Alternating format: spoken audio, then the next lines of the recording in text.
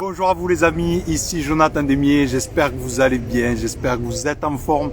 On se retrouve aujourd'hui dans la tournée Sparte avec une nouvelle invitée d'exception, une athlète professionnelle. Adja va être avec nous aujourd'hui les amis, on est en direct de Tenerife et je suis encore une fois très ravi et beaucoup de gratitude d'être dans ce lieu magnifique. Aujourd'hui plein d'énergie et être tous les jours avec des personnes extraordinaires. Donc un grand merci les amis d'être là, de nous suivre et de nous rejoindre. Donc Adja va nous rejoindre. Alors je crois que j'ai reçu la petite invitation pour rejoindre le. Donc normalement heure de France c'est 13h, c'est midi ici, on a un petit décalage. On va se connecter. Alors est-ce que c'est bon? Salut Adja, yes, je te vois. Salut, Ça va? Comment tu vas? ça va bien et toi? Écoute, ça va, je suis ravi de faire ta connaissance. Encore une fois, je te dis un grand merci à toi d'avoir Ben, merci à accepté toi hein, pour d'être. l'invitation déjà, ça fait Ben, plaisir, hein, c'est ça, vraiment sympa. un grand plaisir. Merci beaucoup d'avoir accepté. Et ben, les gens te connaissent. Donc, je le redis, tu es sportif de haut niveau. Ça fait des années que tu es handballeuse professionnelle. C'est Donc, ça. tu vas pouvoir nous partager un petit peu ben, ton parcours. Comment toi, tu en es arrivé là. Mhm, Tu as fait aussi une émission de télé en France c'est qui est ça. koh c'est Mhm, ça? Donc c'est ça. aussi, ben, des gens aussi doivent te connaître par rapport à ça. Mhm. Donc, grand merci et bienvenue à tout le monde. Adja, je vais te laisser la parole. Le temps, je vais régler un peu la caméra, un peu plus haut. Nous dire qui tu es et qu'est-ce que tu fais aujourd'hui un petit peu. Ok, donc je m'appelle donc Adja Cissé, de mon vrai nom, pas seulement Adja. Alors, je suis handballeuse professionnelle depuis, je pourrais même pas dire que je suis rentrée dans le circuit du haut niveau à l'âge de 14 ans, donc ça fait vraiment à peu près 17 ans que je suis dans le sport de haut niveau.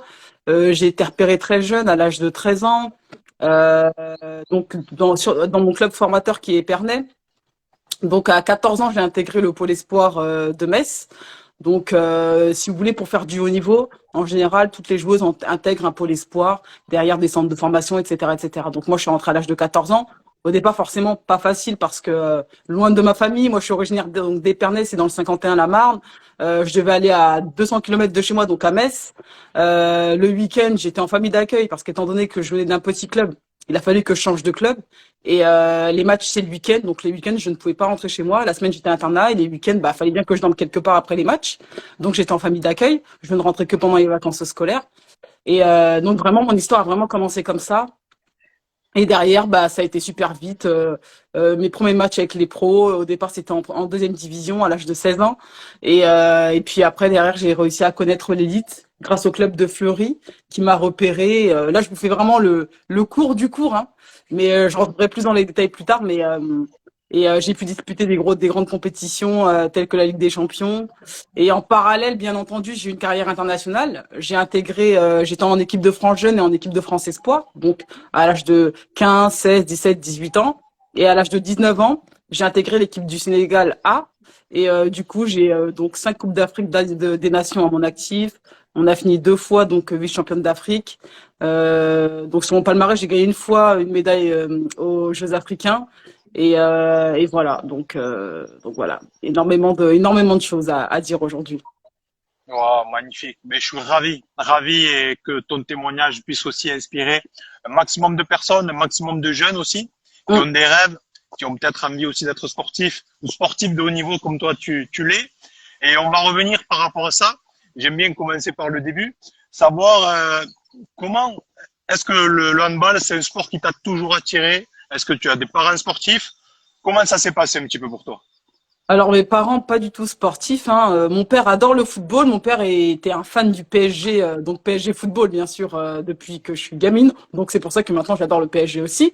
Mais pas du tout sportif. Moi je viens d'une grande famille. On est 7 enfants. Je suis la sixième sur 7. Donc moi j'ai surtout grandi avec parce que si vous voulez j'ai 2 grandes sœurs qui n'ont qu'un an d'écart, 3 grands frères, moi et mon petit frère. Et donc moi j'ai vraiment grandi avec les garçons. Donc en fait depuis toute jeune j'allais tout le temps jouer dehors au football. Moi, je voulais tout le temps être avec mes frères. Je voulais faire partie de la bande de mes frères. Mes sœurs étaient beaucoup plus âgées, donc forcément, on n'était pas trop dans le même monde. Mais mes frères, on était très proches en âge. Du coup, depuis gamine, je me disais tout le temps, bon, j'essayais d'être comme eux, quoi. Donc, je les voyais aller jouer au foot, ben, j'allais jouer au foot avec eux. On s'inscrivait à une compétition qui s'appelait Atléa quand on était jeune. C'était une compétition d'athlé. Il fallait être 4 par équipe. Et si on emportait, si on finissait dans les 3 premiers, eh ben, on pouvait aller voir, à l'époque, je crois qu'il y avait eu les championnats du monde en France. On était Énorme. gamines, c'était au Stade de France. Et du coup, on s'était inscrits à 4. Normalement, les gens font des équipes avec des copains. Nous, on était 4 de la même famille, en fait. Donc, on avait fait cette compétition-là. On avait d'ailleurs fini premier et on avait pu aller au Stade de France. Donc, en fait, depuis toute petite, j'ai toujours fait du sport, pas forcément en club. J'ai mon grand frère, Maï, qui était boxeur professionnel. J'ai mon frère Lamini, mon grand frère Lamini, qui a adoré le foot. J'ai mon petit frère aussi, Bakiba, qui a adoré le foot. Mes 2 grandes sœurs avaient pratiqué le hand aussi. Donc, il y avait quand même beaucoup de sport dans la famille en général. Je faisais vraiment beaucoup, beaucoup de sport, mais sans vraiment être affilié à un club en particulier. Et ce qui m'a fait aller vers le handball à l'âge de 13 ans, c'est une copine, tout simplement, qui est amoureuse d'un garçon qui faisait du hand. Et du coup, elle m'a dit, bon, vas-y, Adja, allez, viens, on va faire du hand, machin et tout ça. Je dis, ok, mais pourquoi? Enfin, pourquoi maintenant tu veux faire du hand? Ben, sachant qu'elle était pas du tout sportive, pardon. Et elle me dit, oui, j'aime ce mec et tout ça. Et puis si tu viens avec moi, ce sera plus facile. Je dis, bon, allez, vas-y, on va s'inscrire.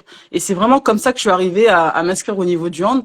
Et sauf que dès les premiers entraînements, j'avais déjà une très bonne motricité. J'étais très grande. Moi, à 13 ans, je faisais déjà ma taille de maintenant pratiquement. Je faisais un 80. Là, je fais un 83 maintenant, mais à l'époque, je faisais déjà un 80. Donc, j'avais déjà un bon gabarit. J'étais déjà très athlétique et j'avais une bonne motricité, etc., etc. Donc, autant dire que je marquais des 15 buts par match alors que je venais à peine de commencer. Donc, ça a été très, très, très vite pour moi. Ouais, j'étais déjà très athlétique, très jeune en fait. Énorme, énorme. Ben, merci à toi déjà pour tout ce que tu nous partages. On va revenir sur ça justement. Donc tu nous as dit en fait tu as baigné avec tes frères et sœurs toujours dans un milieu sportif. Mm. Et comme on le sait, hein, l'environnement nous influence grandement pour tout dans notre vie. Si on Ouais, avait des gens sportifs, etc., généralement ça va nous influencer. On voit aussi ce que ça leur amène dans leur vie. c'est Ils vrai. sont bien, ils ont de l'énergie, ils ont la patate, ça leur offre des possibilités. Ça Mm. aussi c'est important quand on est jeune.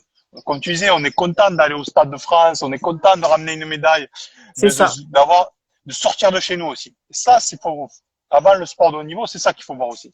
Le C'est sport, vrai. ça amène ces possibilités-là. Bah De aussi, connexion, de rendre, ouais. tu as dit quelque chose d'intéressant. Ramener une médaille, c'est intéressant et c'est réel parce que moi, depuis toute jeune, même quand j'étais au primaire et qu'il y avait les crosses, les petits crosses là qu'on fait à l'école, je voulais toujours finir première. Depuis toute petite. Et mes frères, en fait, me mettaient en compétition. Ouais, déjà, tu peux pas perdre. Mais eux, en plus, sur des arguments merdiques, hein. T'as vu, les filles elles sont toutes plus petites que toi. Il faut que tu les battes. Donc, depuis toute petite, j'ai baigné dans ce monde de compétition. Même avec mon père, hein. Mon père, quand j'étais gamine, je me souviens, on jouait aux dames contre lui, juste aux dames. Il ne m'a jamais laissé gagner. Et je me souviens que depuis toute petite, je pleurais tout le temps parce que je perdais tout le temps contre mon père. Donc, depuis toute petite, vraiment, j'ai toujours eu cette atmosphère vraiment de compétition à la maison aussi. Beaucoup. Ah, c'est incroyable, Mm. incroyable. Mais on, on va parler justement de ça un petit peu. Euh, Toi, qu'est-ce que ça t'a amené personnellement, le fait d'être baigné quelque part où c'est quelque chose de, où on se tire un peu la bourre, j'ai envie de dire. C'est, j'ai pas envie de perdre, etc. Qu'est-ce que ça t'a mené à toi, en fait? Parce que finalement, c'est un jeu au début quand on est jeune, on a envie de gagner, etc. Mais finalement, ça nous modèle, ça crée nos valeurs, ça crée qui on est quelque part. Exactement. Est-ce que ça, c'est quelque chose que peut-être tu t'as perçu par la suite, tes frères, tes parents qui, quelque part, ça a modelé cette gagne chez toi aussi?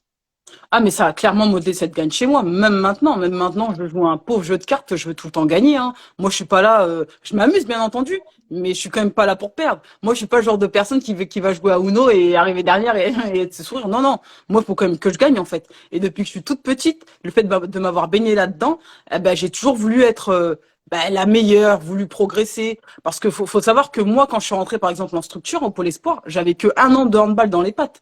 Donc moi, j'étais un peu la reine de mon patelin. C'est-à-dire que j'étais une très bonne joueuse à Épernay, etc., etc. Mais j'arrive à Metz, terre de handball. Là, il y avait des putains de bonnes joueuses, quoi. Sans vouloir être vulgaire, il y avait des très très bonnes joueuses qui savaient déjà faire énormément de choses. Donc moi, je suis arrivée, j'étais nulle à ce moment-là.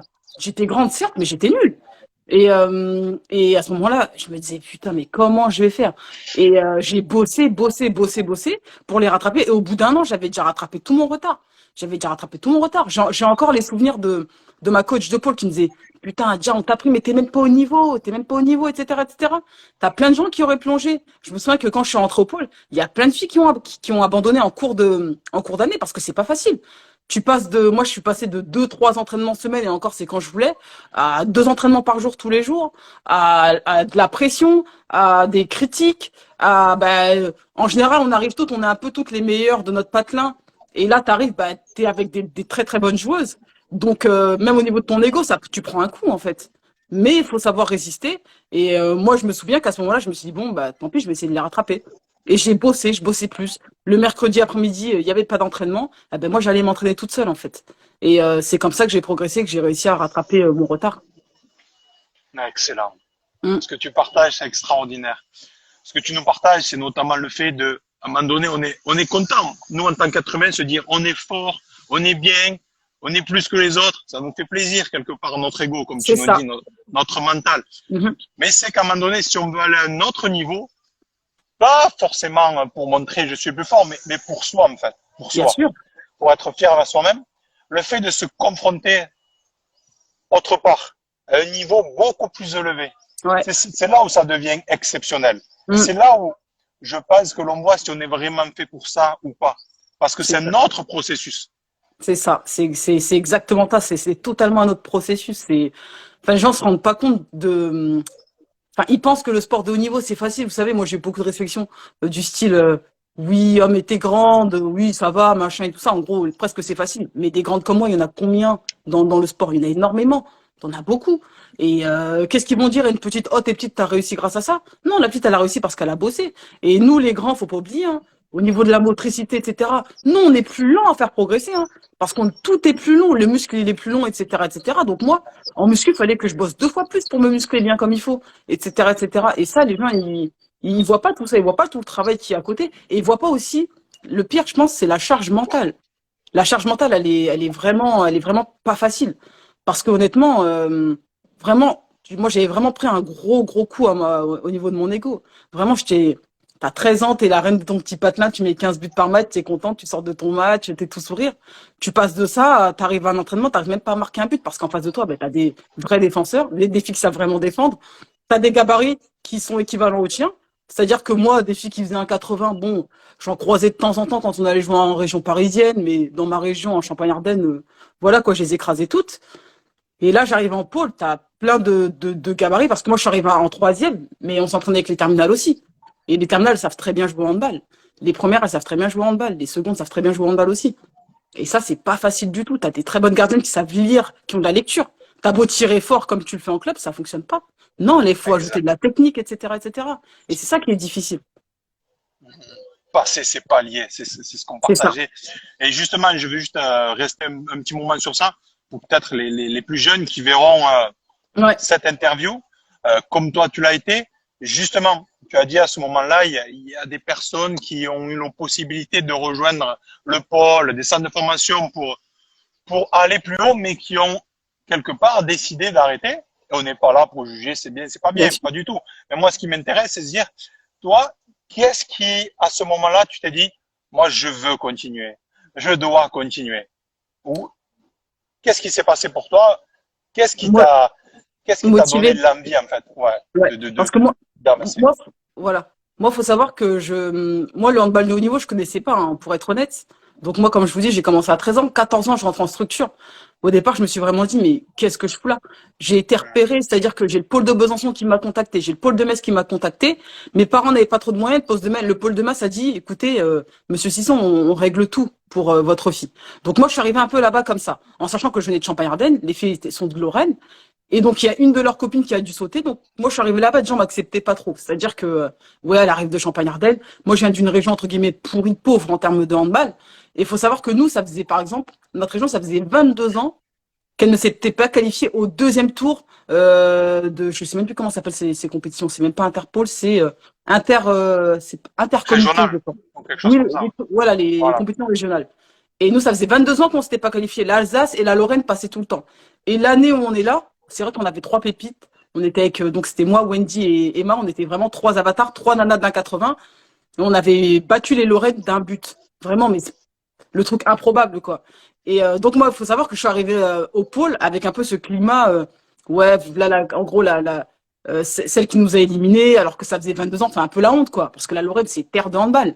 Et moi, vraiment, ce qui m'a poussé à continuer, c'est le fait que je sois compétitrice. Et je pense que c'est vraiment, vraiment les valeurs que mes frères et mes parents m'ont inculquées, c'est ce qui a fait que j'ai pas lâché. Parce que à un moment donné, tout le monde a envie de lâcher. Tout le monde est hyper fatigué. Tu dois aller à l'école. T'as entraînement entre midi. T'as 10 minutes pour manger. Tu dois retourner à l'école et tu dois encore t'entraîner le soir. T'es fatigué. T'es hyper, hyper, hyper fatigué. Et en sachant que t'es loin de ta famille aussi. 14 ans. Moi, à 14 ans, je voyais ma famille que pendant les vacances scolaires. C'est pas facile. Pour les autres, Lorraine, c'était pas ça. Elle rentrait chez elle le week-end, non. Mais après, je sais que j'étais quand même beaucoup plus récente que certaines d'entre elles parce que même des coéquipières qui dormaient dans ma chambre, on était trois. Il y en a une que j'entendais pleurer tous les soirs. Tous les soirs, je l'entendais pleurer. Ma famille, elle me manque, patati patata, tu vois. Oui, moi, ma famille me manquait, mais voilà, faut tenir le coup. À l'époque, on n'avait pas les téléphones portables comme maintenant, où tu pouvais texter tout le temps, hein. Moi, à mon époque, c'était quoi, au début des années 2000, 2005, etc., etc., on n'avait pas le téléphone comme ça, il n'y avait pas de forfait où tu peux envoyer des messages en illimité, etc., etc. Donc, c'était pas pareil du tout, hein. Quand tu étais loin de ta famille, tu étais vraiment loin de ta famille, hein. Tu étais vraiment coupé. Et non, moi c'est vraiment l'esprit de compétition. Je me suis dit je peux pas lâcher en fait, c'est mort. Je peux pas lâcher maintenant. Je suis pas là pour lâcher. J'ai fait beaucoup trop de chemin. Je me suis déjà beaucoup trop entraîné pour laisser tomber en fait. Donc moi c'était vraiment ça. Et puis toujours la compétition. Putain, elle est meilleure que moi. Il faut que j'essaie de la rattraper.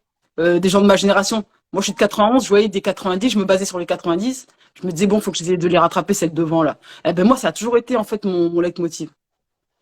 Yes. Ah, je Mm. comprends. C'est vrai que il y a tout un paradoxe autour de ça, de se dire la concurrence c'est bien, c'est pas bien, etc. Mais finalement, la concurrence c'est pas contre les autres. C'est ça qu'il faut faire la différence. Exact. C'est pour soi en fait. C'est justement comme on dit ah celui-là il est meilleur, c'est etc. Et s'inspirer de ça. Pourquoi il est meilleur en fait? Pourquoi il est en Exact. avance? Qu'est-ce que je peux apprendre? Et c'est ça qui est extraordinaire et où il faut faire le lapsus parce que finalement on est tous là pour se faire avancer.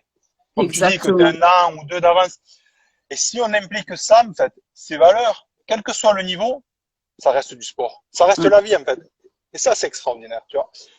Et t'es moins dans cette confrontation. Alors oui, il y a des efforts à fournir, mais on est là pour avancer ensemble. Pour ceux qui ont envie d'avancer, on est là. Non, mais c'est Et vrai, hein, parce que je me ouais, souviens des anciennes, entre guillemets, des filles un peu plus âgées. Quand j'étais fatiguée, je devais faire du gainage pendant je sais pas combien de temps, j'étais prête à lâcher. Elle me dit non, non, non, Adja. T'avais d'autres grandes, la grande commande me disait non, non, non, Adja, faut pas que tu lâches, hein. Parce que nous, on a besoin de 2 fois plus de gainage que les petites. On est grande, elle me disait, donc faut pas que tu lâches, faut pas que tu lâches, faut pas que tu lâches. Et ça, c'est hyper important. Et la concurrence, bien sûr, le fait de se dire que je veux battre cette personne, oui, c'est pas de la rage du tout. C'est au contraire. Moi, je vais essayer d'être meilleure qu'elle, en fait, mais c'est pas méchant. Mais je vais essayer d'être tout à meilleure fait. qu'elle. Exactement. Exactement. Tu nous as dit tout à l'heure, donc, à partir de 16 ans, tu as commencé à jouer au niveau. Mm. Et qu'est-ce qui se passe à ce moment-là? Parce que bon, il y a ces années qui passent. Déjà, 16 ans, on commence un peu à se visualiser. Quand on commence à avoir des victoires, quand on commence à monter quelque part, on commence à avoir d'autres envies. Mhm. Comment ça se passe pour toi un petit peu? Qu'est-ce que tu te dis à ce moment-là? Bah moi c'est à ce moment-là en fait quand j'ai commencé à jouer avec les pros je m'y attendais pas du tout hein, pour être honnête parce que il y a très peu de joueurs surtout à mon poste qui jouent à l'âge de 16 ans voilà à ce niveau-là mais ouais pas prête du tout à ce moment-là enfin mais ce qui m'a vraiment fait balancer c'est que j'étais déjà très bonne avec la réserve, je marquais énormément de buts et ils avaient recruté une arrière gauche qui venait de Géorgie je crois donc une fille de mon poste, mais qui n'était pas bonne. Un grand gabarit, je pense qu'elle devait faire un 91 ou un 92. Enfin, pour moi, c'est très grand parce que je fais un 83 déjà. Et mais elle tirait pas, elle tirait pas, etc., etc. Elle shootait pas. Très bonne à l'entraînement, mais en match, elle était pas bonne. Et là, on est à la mi-saison, on est au mois de décembre et le président il dit, je vais même pas la garder, je préfère encore. Il me dit, je préfère faire jouer à Adja. Elle le mérite beaucoup. Elle met énormément de buts. Il faut qu'on lui laisse sa chance. Là, on a une joueuse pro. Euh, Elle marque pas de but, elle shoot pas en match. Je préfère la faire partir, quoi. La faire partir ailleurs et faire jouer une jeune de notre club, quoi. Et donc, moi, je me fais convoquer à ce moment-là par le président et l'entraîneur de l'équipe 1 qui me dit, voilà, on va te prendre avec l'équipe 1. en match entre guillemets test. Je me souviens, mon premier match c'était à Lyon. Je m'en souviens comme si c'était hier. Et là, du coup, en plus, j'étais avec des nanas. Enfin, à l'époque, j'avais 16 ans. Je jouais avec des nanas qui auraient pu être ma mère. Hein. Enfin, ma mère, ouais, des mamans, quoi. 36, 37 ans, il y en avait dans l'équipe. Donc, on fait le premier déplacement et tout ça. Et c'était trop mignonne, toute protectrice en plus. Puis à l'époque, j'étais encore mineure, etc., etc. Et je me souviens de ce match. Il reste 20 minutes de jeu. Et la coach, elle me dit, bon, Adja, prépare-toi. À ce moment-là, je pensais même pas rentrer, en fait. Je pensais même pas rentrer. Le match, on gagnait quoi de 2-3 buts. C'était quand même pas. C'était chaud, quoi. Il reste encore 20 minutes, on gagne que de 2-3 buts. Moi, personnellement, je sais pas si je fais rentrer une jeune joueuse. Mais elle m'a dit, allez, Adja, prépare-toi. Je me souviens, mon entraîneur à l'époque, elle était roumaine. Et là, je me prépare. Et là, j'ai la demi-centre. Elle fait sortir la demi-centre. La demi-centre, elle me dit, Adja, t'inquiète. Je vais te faire que des combinaisons pour que tu ailles shooter. Rien d'autre. T'auras même pas besoin de réfléchir, t'as juste à aller shooter, elle me dit. Et elle me dit, tu fais comme un entraînement, ça va bien se passer. Je dis, ok, ça marche. Petit temps mort, pardon. Elle la fait pas sortir, on prend un temps mort, elle me dit ça. Et donc à ce moment-là, je rentre sur le terrain. Elle me fait donc une combinaison vraiment pour me mettre vraiment en confiance, on va dire ça comme ça, avec un triple écran. Vraiment, c'est pour une arrière, c'est royal quoi.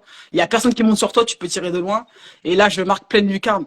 Et en fait, je me souviens, c'est même pas, j'étais même pas contente de mon but, hein, j'étais contente de la réaction des joueuses. Elles étaient trop contentes, tout le monde me regardait avec grand sourire, banane jusqu'ici, la coach qui levait les bras en l'air, on dirait qu'elle avait gagné à l'euro-million. Enfin, moi, c'est plus ces réactions-là qui m'ont marqué, plus que le but en lui-même, en fait, les réactions de mes coéquipières à côté. Elles étaient tellement contentes. Et ça s'est enchaîné, je crois que j'ai mis 4 ou 5 buts ce jour-là. Et avec zéro, enfin, j'ai fait du 100%. Et du coup, c'est comme ça vraiment que j'ai commencé à jouer avec les pros. Oh, magnifique, magnifique. Ce sentiment-là que tu viens de décrire, c'est extraordinaire. Ouais. Tu sens que quelque part, tu es validé. Tu es Ah ouais, validé non, mais par tes c'était fou, partenaires. je m'en souviens encore, hein, j'ai encore de l'émotion en parlant de ça. Hein. Parce qu'elle c'était dur avec moi à l'entraînement. Parce que du coup, on me faisait sortir une fois par semaine de l'internat pour que je puisse aller m'entraîner avec elle. Donc c'était le jeudi. Donc je m'entraînais le jeudi et le vendredi avec elle. J'avais une séance en moins avec le pôle. Et elles étaient dures avec moi. Hein. Et puis parce que moi, je défends en plus un poste hyper important, c'est poste 3, donc c'est des postes centraux. Au centre au handball, faut cartonner quoi. Faut vraiment mettre de l'agressivité, etc., etc. Et le poste arrière gauche aussi, c'est le poste le plus important. Donc en fait, elles étaient archi dures avec moi à l'entraînement, archi dures, ça rigolait pas. Et là, de les voir comme ça, toutes contentes, toutes à me taper les mains avec la banane jusqu'ici et tout, ça m'avait vraiment fait du bien. Ah, magnifique. Mm. C'est des victoires qu'on se rappelle toujours. Ouais, Et c'est des moments qui déclenchent aussi tellement de choses après. c'est ça. Et donc, comment ça se passe un petit peu pour toi, la suite dans ce milieu-là? Qu'est-ce qui va se passer? Quelles sont les possibilités? Et comment tu vas pouvoir intégrer après, par la suite, de plus grands clubs et monter de plus en plus? Bah derrière ça, en fait, donc à ce moment-là, je suis en première. Et derrière, j'ai du coup Metz quand même, qui est le plus grand club français, qui me demande de rentrer en centre de formation, donc dans le club. Sauf que moi, à ce moment-là, j'ai déjà touché l'univers professionnel, c'est-à-dire avec la D2. Et du coup, pas du tout chaud d'aller à aller à Metz en centre de formation, alors que je jouais déjà avec les pros. On me proposait un contrat pro l'année d'après. Enfin, voilà quoi. Alors que à Metz, on me proposait un contrat au centre de formation. Enfin, c'est pas du tout la même chose. Et du coup, donc j'ai continué l'année d'après. Je fais une très belle saison aussi, tout se passe bien. Le club rencontre quelques problèmes financiers, donc je me retrouve à devoir changer de club. Je me retrouve à aller à côté d'Amiens, un club qui s'appelle Abbeville. Vraiment le patelin quoi. Le patelin, je passe de Metz quand même qui est une ville sympa, à un patelin. Et ça se passe super bien là-bas aussi. Le président top. C'était une coach en fait qui adore entraîner les jeunes. À l'époque, j'étais très jeune, donc c'était parfait. Elle faisait énormément de spécifiques, etc., etc. Donc ça se passe très très bien. Et la coach rencontre avec des problèmes avec le président, etc., etc. C'est un peu la merde aussi à ce moment-là, parce qu'il faut savoir que dans le sport féminin, malheureusement, ben, on a souvent des soucis financiers. Surtout à l'époque, c'était encore pire. Les clubs avaient souvent des soucis financiers. La mairie te suit plus du jour au lendemain, tu comprends pas pourquoi. T'as des gros sponsors qui te lâchent, tu sais pas pourquoi. Et là, je me retrouve à aller à Cannes, à un niveau inférieur. Les gens m'ont dit mais pourquoi t'as signé là-bas? T'aurais très bien pu signer en D2, voilà et tout ça. Mais en fait, je sais pas pourquoi j'ai eu un bon feeling avec le président et j'ai vraiment cru en son projet, qui avait pour projet de monter en D1 dans quelques années et surtout de monter en D2 directement l'année d'après.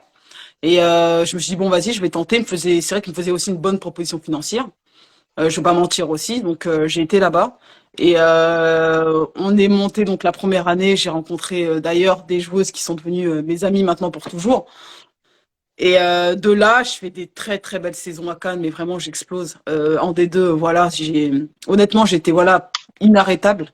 Et là j'ai la proposition du coup du club de Fleury-Loiret Handball en première division, tout fraîchement euh, tout fraîchement champion de France, qui me demande de signer 3 ans. Et donc c'est comme ça que je me retrouve dans le très très haut niveau parce que moi je passe de la D2 au meilleur club de France à jouer la Ligue des Champions quoi.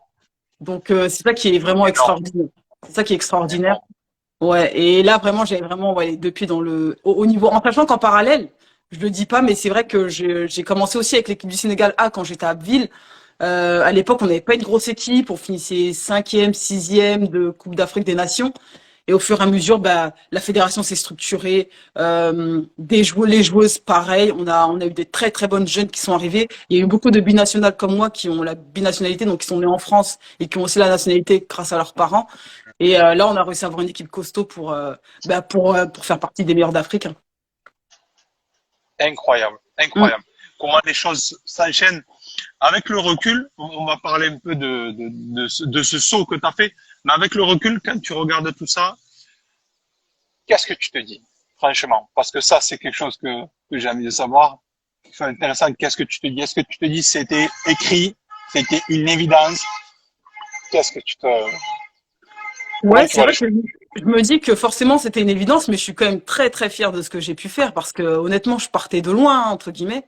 Ouais, Je pars d'une région où on joue pas au handball et j'arrive entre guillemets à percer dans le handball. Euh, en Afrique même, enfin, je parle de ma carrière beaucoup ici en France, etc., etc. Mais même en Afrique, ce que j'ai vécu, c'est extraordinaire. Moi, j'allais de temps en temps en Gambie, au Sénégal avec mes parents. Et la sélection m'a permis d'aller énormément, très souvent euh, en Afrique, découvrir énormément de pays. J'ai voyagé dans toute l'Afrique grâce à ça. Culturellement, c'est tellement enrichissant. Et j'ai pu, enfin, quand je le vois mon parcours, etc., je me dis que déjà, premièrement, je suis vraiment chanceuse parce que sans ça, j'aurais jamais été en Corée, moi. Sans ça, j'aurais jamais été en Chine. Enfin, pas maintenant, en tout cas, pas toute jeune, pas quand j'étais jeune, en tout cas. Enfin, ça m'a fait découvrir énormément de choses. Enfin, j'ai énormément d'amis partout dans le monde maintenant grâce à ça. Ça m'a ouvert sur plein d'horizons et je sais pas. Je crois que même que je dois remercier presque le handball, hein, parce que honnêtement, maintenant, je suis vraiment fière de ce que j'ai fait, des gens que j'ai rencontrés, de mon parcours, de tous mes voyages, de tous les gens que j'ai rencontrés. C'est vraiment extraordinaire. Les gens se rendent pas compte à quel point c'est enrichissant. T'apprends tellement sur les gens, sur la culture des autres. Par exemple, j'ai joué 1 an en Norvège. La culture handballistique est totalement différente. C'est pas pour rien que c'est les meilleurs depuis 20 ans. Moi, je suis passé je joue en première division en France. Je passe en première division en Norvège. Je galère, je souffre. Ça galope, on court tout le temps, tout le temps, tout le temps. Tu finis ton match, tu vas galoper encore. Je me suis dit, mais putain, mais c'est pour ça qu'elles sont comme ça dans le super haut niveau. Et j'ai mis bien 2 mois à bien m'adapter physiquement, hein. C'est archi dur, c'est notre mentalité, mais c'est archi dur. En termes de course. Par contre, elles vont pas te faire 2 entraînements par jour comme ici. Là-bas, ils comprennent pas. Ils disent, mais comment on peut s'entraîner 2 fois par jour? Ton organisme, il est fatigué. Là-bas, tu t'entraînes 1 fois par jour, mais bien 2 heures et demie. Et tu galopes, quoi. C'est autre chose. Honnêtement, c'est autre chose. C'est d'autres horizons. C'est intéressant, ouais. C'est intéressant. Ah, c'est très riche et je comprends tout à fait ce que tu Ouais. partages. Je te disais, moi, j'ai eu la chance de jouer 1 an en Australie. Ouais. Et c'est vrai que j'ai découvert là-bas le sport totalement différent, une autre culture, d'autres Mm. personnes, une autre façon de s'entraîner. C'est vrai que le sport, ça reste juste un levier extraordinaire. Quel que soit Ah le ouais. sport que l'on fasse, individuel ou collectif, etc., c'est juste magnifique parce que c'est pour ça qu'on est là aujourd'hui, pour parler Mm. de ça, partager. Ça transforme quelqu'un. Ça Mm. nous aide à nous révéler, à nous transformer. Ça sauve des vies, ça offre tellement de possibilités. Et je voulais justement te demander si toi, tu avais aujourd'hui 2, 3 conseils que tu aimerais partager de ta propre expérience en tant que sportive. Qu'est-ce que tu aimerais donner, partager aux plus jeunes pour les aider justement sur leur chemin, à rester sur leur chemin, pour essayer d'atteindre leur rêve, quoi. Ouais, moi, tout ce que je peux dire aux gens, c'est vraiment ne surtout pas lâcher. Peu importe ce qu'on te dit, ne lâche surtout pas. Si ton rêve, c'est d'être footballeur, d'être rugbyman, d'être escrimeur, peu importe, faut surtout pas lâcher, peu importe ce qu'on te dit. Parce que c'est vrai que parfois, il y a des moments qui sont pas faciles. T'as des entraîneurs parfois qui ne sont pas faciles. T'as des coéquipiers ou coéquipières parfois qui ne sont pas faciles. T'as la famille parfois qui peut ne pas être facile. Donc en fait, pour moi, faut pas lâcher. C'est pas parce que tu es un peu en surpoids que tu peux pas faire du haut niveau. C'est pas parce que t'es pas encore au niveau que tu peux pas faire de haut niveau. Moi, j'étais pas au niveau et j'ai pu faire du haut niveau. J'ai des copines qui étaient en surpoids. On leur disait non, ah non, mais même si tu y arrives un jour, tu pourras pas tenir très longtemps parce que ton gabarit de base il est trop costaud. Elles font encore du haut niveau aujourd'hui. Donc en fait, pour moi, c'est que toi et c'est toi et toi-même. Faut faut vraiment, si t'es déterminé, fonce à fond et n'écoute surtout pas ce qu'on te dit à gauche, à droite. Et dans tout ce qu'on fait, hein, il n'y a pas que dans le sport. Même dans ta vie, dans le boulot, dans l'entrepreneuriat, peu importe ce que tu fais, faut pas écouter ce qu'on te dit. Si toi, dans ta tête, tu sais ce que tu vaux, eh ben, fonce. Parce que moi, je me suis toujours dit, non, une fois rentré au pot, je me suis dit, j'ai envie de faire du haut niveau. J'ai fait du haut niveau. On va revenir sur koh. Je me suis dit, je vais m'inscrire à koh, je vais faire koh alors que tu as 40 000 candidatures par an. Eh ben, j'ai été prise. Eh ben, et voilà. Tout ce que je fais à chaque fois, parce que je suis déterminée, j'y arrive. Donc, en fait, pour moi, tout le monde peut y arriver. C'est qu'une question il y a des joueuses qui étaient bien meilleures que moi, hein, au pôle. Il y a des joueuses qui étaient bien meilleures que moi au pôle, mais elles ont lâché au bout de 3 mois parce que elles étaient tristes, parce qu'elles n'avaient pas le mental, parce que voilà, il y a trop de facteurs en fait. Donc pour moi, même s'il y a des gens qui sont meilleurs que toi, tu les vises et tu te dis bon, il faut que je sois meilleur que cette personne. Magnifique. Merci pour ce que tu as partagé, Mm. Adja. Par rapport à ça, tu as tout résumé. Et petite question pour rebondir par rapport à ça, parce il y a aussi un critère qui est important pour moi, c'est sentir ce que l'on vise, parce que dans la vie, nous tous, on vise différentes choses, Mhm. pour quoi que ce soit. Et parfois, on peut être très motivé, très engagé, il arrive les premières difficultés, les premières personnes qui veulent nous rabaisser, on nous dit c'est pas pour nous, les blessures aussi, tout Ouais. ça. Et pour toi, par rapport à ce que tu as visé, est-ce que tu t'es dit c'est une évidence? Est-ce que c'est quelque chose que tu as senti au fond de toi dans notre vie? Parfois, on sent qu'il y a des choses, qu'il y a des décisions, qu'il y a des choses qu'on doit aller jusqu'au bout ou qu'on doit prendre. Est-ce que c'est quelque chose que, pour en arriver là, toi, que tu as ressenti en toi? Comme cette évidence que tu veux y aller, ou est-ce que tu dis, juste avec le mental, tu t'es focalisé et t'as avancé? Ouais, moi c'est vraiment ça. Je l'ai vraiment joué au mental. Je dirais pas que c'était une évidence. Ça c'est sûr que c'était pas une évidence. Mais vraiment, c'est le mental qui m'a permis le mental et le fait que je sois compétitrice surtout, qui m'a fait avancer et qui m'a fait arriver au haut niveau bien sûr. Parce que sans ça, je sais pas, sans le mental et sans le fait que je sois compétitrice, je sais pas si j'aurais réussi à faire du haut niveau parce que j'ai vraiment, mais vraiment pas lâché. J'ai pas lâché du début à la fin. Peu importe les réflexions, peu importe le truc, j'ai jamais lâché. Parce que je me suis toujours dit, je vais y arriver en fait. Et j'ai réussi. Et j'ai réussi. Donc pour moi, voilà, il faut vraiment foncer. Faut pas écouter les gens. Vraiment, enfin tout ce qui est négatif, mais l'autre côté. Moi récemment, j'ai rencontré un jeune qui veut être basketteur qui est vraiment en surpoids. Et je lui ai dit, mais enfin, c'est quoi tes objectifs, t'es motivé? T'as quel degré de motivation en fait? Il me dit là, mais moi c'est mon rêve, je suis à fond, je suis prêt à tout. Et je le vois, il s'entraîne avec un ami à moi, mais quand je vois ce qu'il était il y a 3 mois et ce qu'il est maintenant, je me rends compte que tout est possible en fait. Donc faut vraiment, si on est déter dans sa tête, faut foncer, foncer, foncer. C'est tout. Excellent. Excellent, Mm. Adja. Est-ce que, donc, tu as participé aussi à une émission, koh que les Français connaissent beaucoup, qu'ils aiment beaucoup. Euh, Est-ce que tu vas me parler un petit peu? Qu'est-ce que ça t'a apporté? Qu'est-ce que tu as appris peut-être sur toi, sur les autres? Je Ouais. trouve que c'est pas mal quand on a été sportif, quand on est sportif comme toi, de haut niveau, de, de participer à des genres d'épreuves ou se confronter à quelque chose qu'on ne connaît pas au niveau de l'enrichissement personnel, qu'est-ce que ça t'a amené? Bah déjà, c'est quelque chose d'extraordinaire, hein, honnêtement. C'est une aventure vraiment qui est unique, hein. C'est vraiment une aventure unique. Ce qu'on voit à la télé, c'est rien par rapport à nous, ce qu'on vit là-bas, bien entendu, parce que forcément, la façon dont c'est monté, etc., c'est jamais toi ce que tu as réellement vécu. Moi, j'ai mes souvenirs propres à moi, donc c'est vraiment extraordinaire. Et ce que ça m'a apporté, c'est que moi, c'est vrai que j'ai grandi dans ce monde de sportifs. C'est-à-dire que toutes mes copines, la plupart sont des sportives, à part mes amis d'enfance. Même mes potes sont sportifs, ils font du basket, ils font du football à haut niveau, etc., etc. Moi, j'ai grandi dans ce monde-là. Et je m'étais dit, bon, normalement, ça devrait le faire. C'est souvent, on est en équipe. Moi, je fais du hand, c'est un sport d'équipe. Tu sais manager avec les gens, quoi. Je viens pas d'un sport individuel. Mais là, tu arrives avec des gens, bah, en fait, qui sont pas sportifs. C'est-à-dire qu'ils sont pas déter comme toi. Et c'est là que c'est enrichissant, en fait. Tu dois manager avec tout le monde, avec des gens qui sont hyper stressés, tu sais. Moi, je les regardais, j'étais là, mais moi, j'ai l'habitude de gérer ce genre de stress parce que je joue parfois des matchs à élimination directe, des matchs en Coupe de France, des matchs quand je suis en compétition internationale, des quarts de finale, du demi-finale, de la finale. C'est des matchs hyper stressants. Mais là, tu arrives avec des gens pour un jeu qui sont hyper stressés, qui sont pas bien, etc., etc. Et il faut savoir manager avec ces gens-là.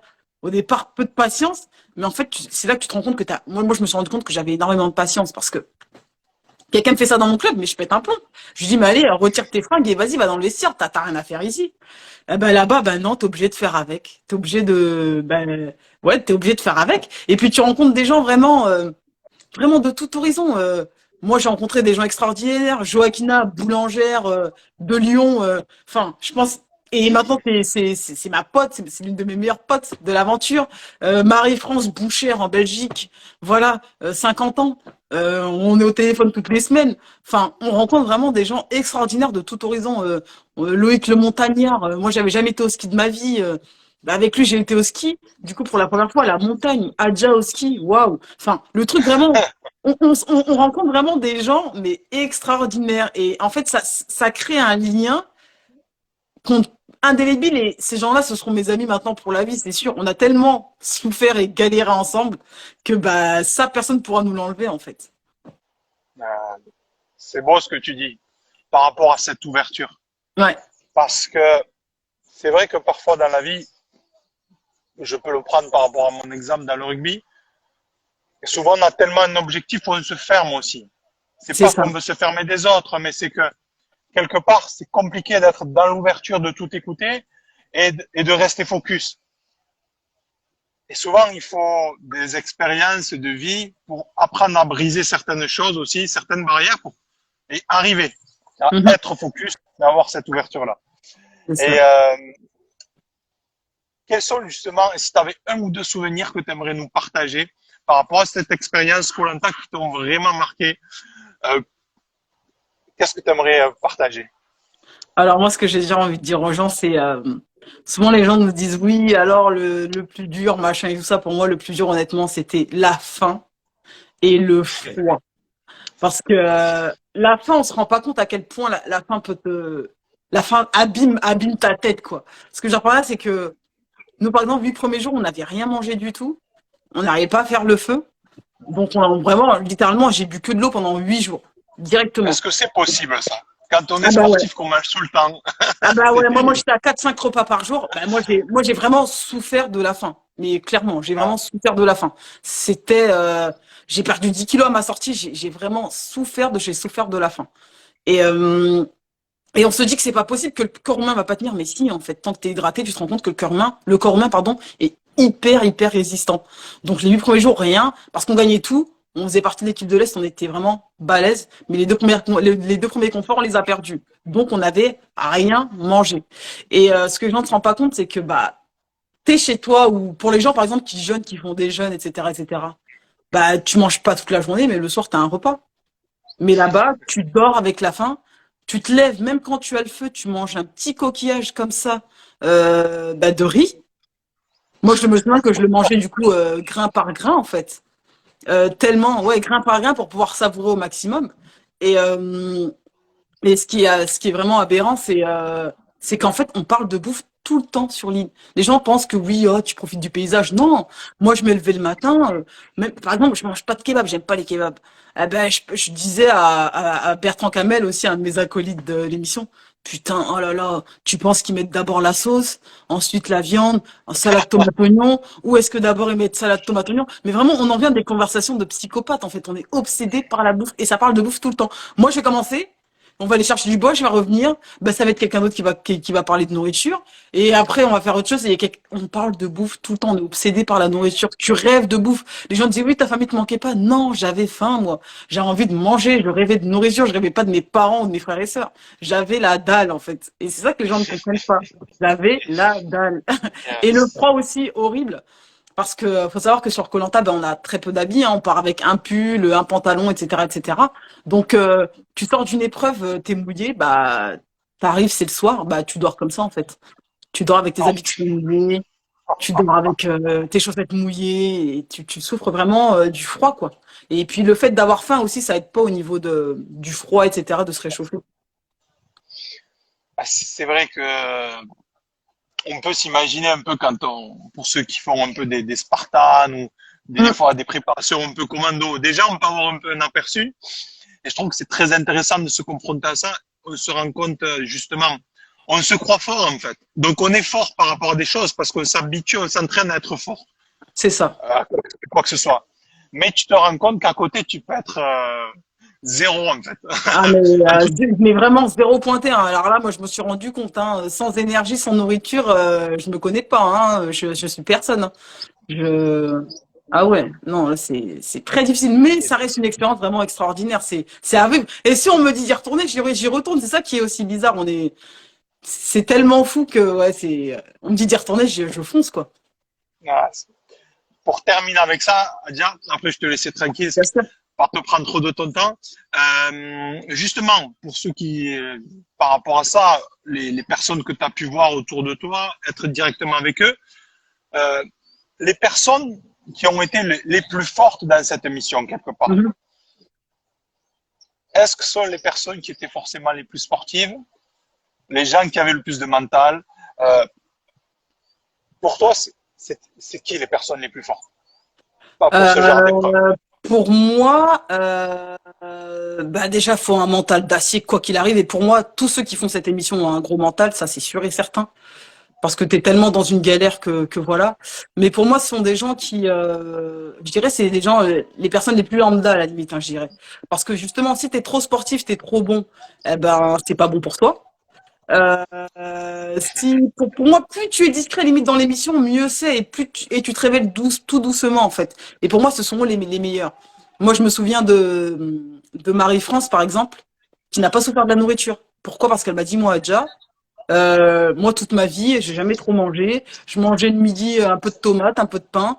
Et moi, ça me suffit. Et elle, je sais qu'elle souffre pas de la nourriture parce qu'elle me donnait même un peu plus de la canne à sucre pour que je puisse manger. Parce qu'elle voyait que moi, j'avais plus de batterie du tout. Moi, sans nourriture, j'ai plus de batterie, hein. Je suis à zéro, hein. J'étais à 0,5 hein, toutes les missions. Mais elle a pas souffert du tout de la faim. Elle était là, oh non, ça va, machin. Elle mangeait son petit truc de riz, elle allait chercher du bois. Moi, il me fallait 10 minutes, même 20 minutes pour faire 500 mètres. Elle faisait ça, elle coupait le bois, machin et tout ça. Donc, je pourrais même pas dire qu'ils sont les meilleurs, mais je sais pas. Je dirais plutôt les gens assez discrets, les gens assez, entre guillemets, banals au départ, pas forcément les sportifs. Les sportifs sont vraiment en galère pour moi parce que on a trop l'habitude d'être chouchoutés, on se fait masser, on a des kinés, on mange bien, etc., etc. Donc, koh c'est très difficile pour nous. Ouais, comme tu dis, et c'est vrai que pour avoir fait plusieurs interviews avec des gens qui ont participé à ce genre d'émission qui sont sportifs, tu te rends compte le problème, c'est qu'on habitue notre organisme, c'est comme une cheminée, il demande tellement d'énergie. Exact. Alors tu peux te dire oui, avant je vais les réduire, mais non, tu sais très bien que tu vas pas réduire, tu C'est peux pas ça. te faire ça. Et c'est hyper intéressant. Ouais. Euh, ah oui, j'ai vu un commentaire passer. Je voulais aussi, tout à l'heure, tu me disais qu'aujourd'hui, Adja, c'était ton anniversaire. Oui. Donc, je te souhaite aussi bon anniversaire en direct Merci. et plein de bonnes choses. Si tu avais une dernière chose, Mhm. euh, avant ça, je te veux une petite question si tu permets. Aujourd'hui, où tu en es? Donc tu es toujours handballeuse, c'est Mhm. ça? Professionnelle. Est-ce qu'aujourd'hui, tu as T'as d'autres projets? Est-ce que tu te dis, je vais jouer jusqu'à, je sais pas, jusqu'à 40 ans? Comment un petit peu tu te situes aujourd'hui par rapport à tout ça? Bah alors moi, donc je suis affiliée, oui, à un club de Rosières-Saint-Julien, un petit club tranquille où je joue, je reprends tranquillement. Donc non, je jouerai pas jusqu'à 40 ans, ça c'est sûr et certain. C'est sûrement ma dernière année, ou peut-être que je pousserai encore une année de plus à voir. Mais je pense surtout faire, m'occuper de moi déjà, prendre du temps pour moi, prendre du temps pour ma famille, et surtout continuer parce que j'entreprends énormément aussi. J'ai ouvert une entreprise au Sénégal où on fait tout ce qui est de la construction en fait d'infrastructures sportives. Vous savez, tout ce qui est par exemple aussi city, stade, etc. Ce qu'on manque énormément en Afrique, ce dont on manque énormément en Afrique. Donc voilà, on est un peu dans ces projets-là. Donc c'est vraiment des projets que je veux continuer à développer, et voilà. Mais vraiment prendre du temps pour moi parce que le sport de haut niveau, c'est bien, mais ça prend beaucoup de Exact. temps aussi, hein. C'est ça. Mm. Adja Cissé, je te remercie vraiment de Merci. tout cœur pour ton Mm. temps. Tout ce que tu as partagé, c'était extraordinaire. Cette interview, elle va rester enregistrée sur Instagram. Elle Parfait. sera aussi repartagée sur YouTube. Comme Mhm. ça, on va diffuser aussi ce message, ton témoignage. Et Ok. merci de tout cœur. Merci à Prends vous. soin de toi, prends soin de Merci. ta famille, puis on reste en contact. À Et très très belle bientôt, journée à tous les carrément. amis. Ouais, Et ça à marche. très vite. À très Ciao, vite. ciao. Merci. Ciao. Merci. Ciao.